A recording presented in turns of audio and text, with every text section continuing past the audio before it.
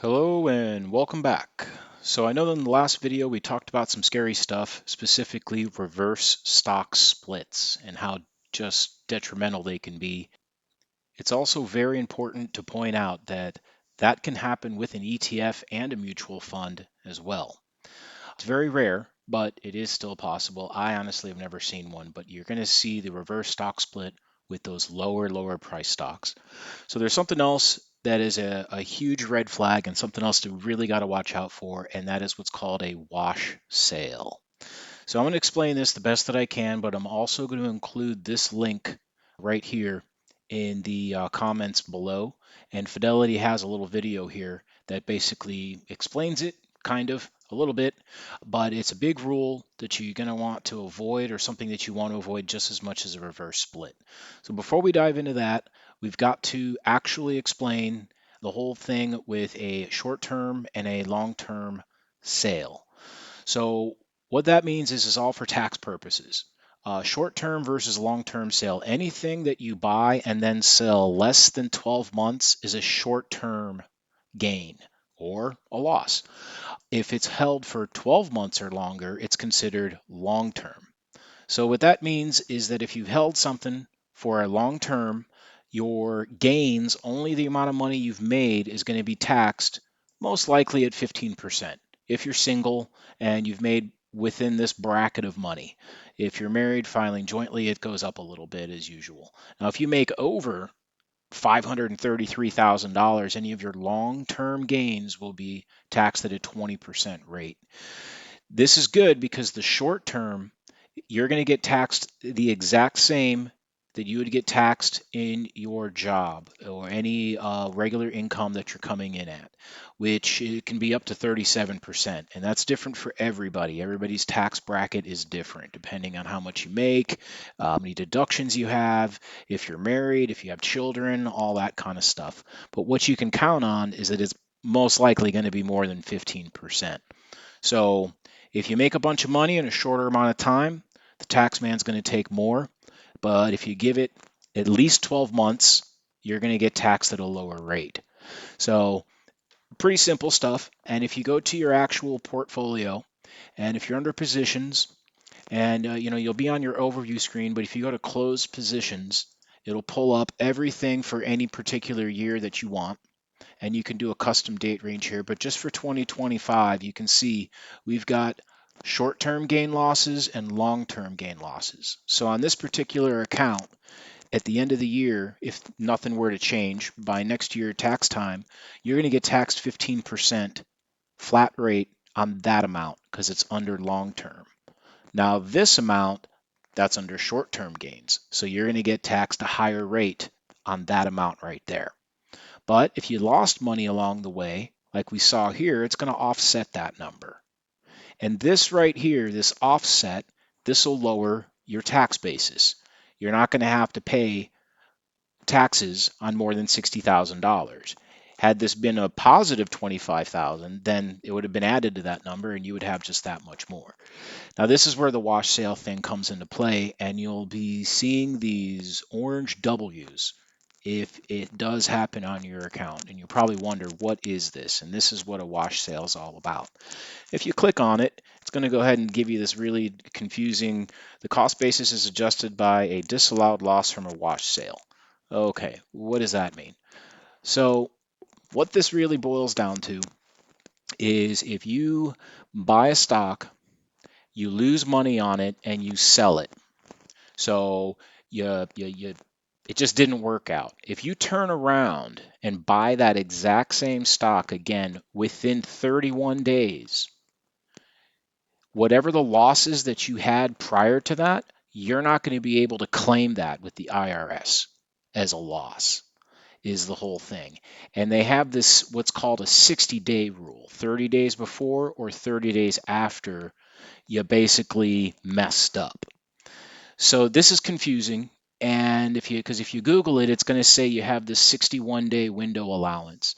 The whole thing here is that it's a tax loophole that people used to take advantage of. So imagine if it is 2 days before the end of the year. New Year's Eve is right around the corner, and you're going to go ahead and buy this stock and you're going to sell it in 2 days and take a huge loss. Well, then January 2nd comes around, you turn around and buy that exact same stock at the same price you sold it for. So you're not really losing or gaining any money, but you've reported a huge loss to the IRS, which will take down your taxable income here. This is a way to kind of cheat the system. So they implemented this rule, and that's what wash sales are essentially for. Now, another really cool feature that Fidelity has on the same screen under closed positions, you'll have this harvest tax losses link.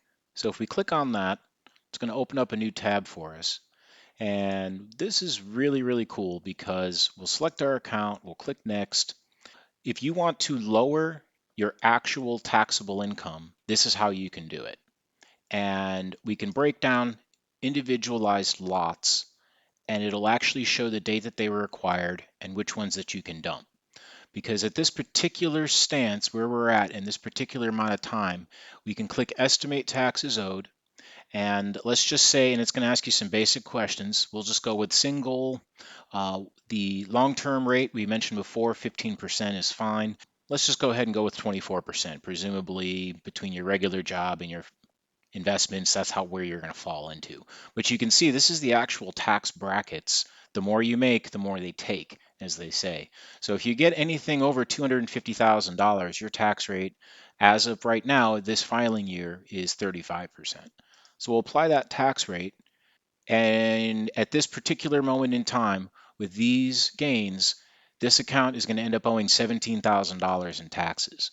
But all of this is a way to prepare and prevent the scenario in which you've made a whole bunch of money and you didn't account for the fact that not all of that money is yours and that you're going to owe Uncle Sam. So don't go out running buying a fancy car quite yet. You always, always, always need to make sure you're setting aside to pay your taxes every year because you're going to be making a lot of money on Fidelity.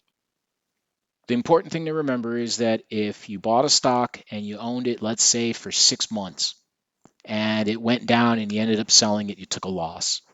If you go back in and buy it within 31 days, whatever that loss was, you won't be able to claim it with the IRS. So the rule of thumb here is that if you got burned, you're going to have to walk away for at least 30 days. Don't try to get back into that stock or ETF or mutual fund. Wash sales apply to all of them, even bonds and options. It's pretty much any commodity you can buy is subject to wash sales. So the same thing goes. You can, instead of selling a stock at a loss that you've owned for a certain period of time, sometimes people will buy a stock and then dump it the next day.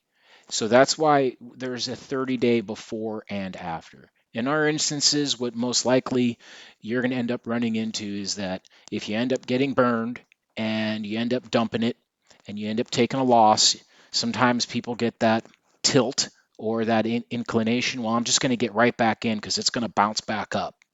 Well, it might, and if it does, that's great.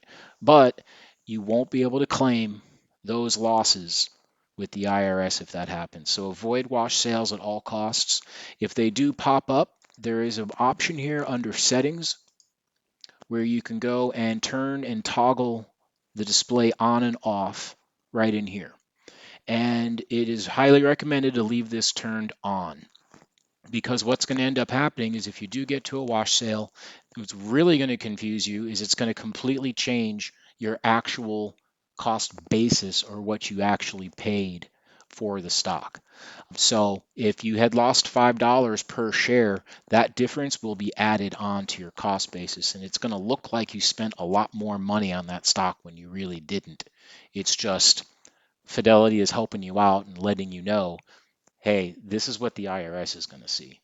So if you got burned with a stock, don't go back in and buy it. It's a cool down period. Walk away and give it at least 31 days. Hopefully this made sense. I'm sure it's a little confusing, but go ahead and watch this video on Fidelity, and hopefully it'll break it down a little bit better.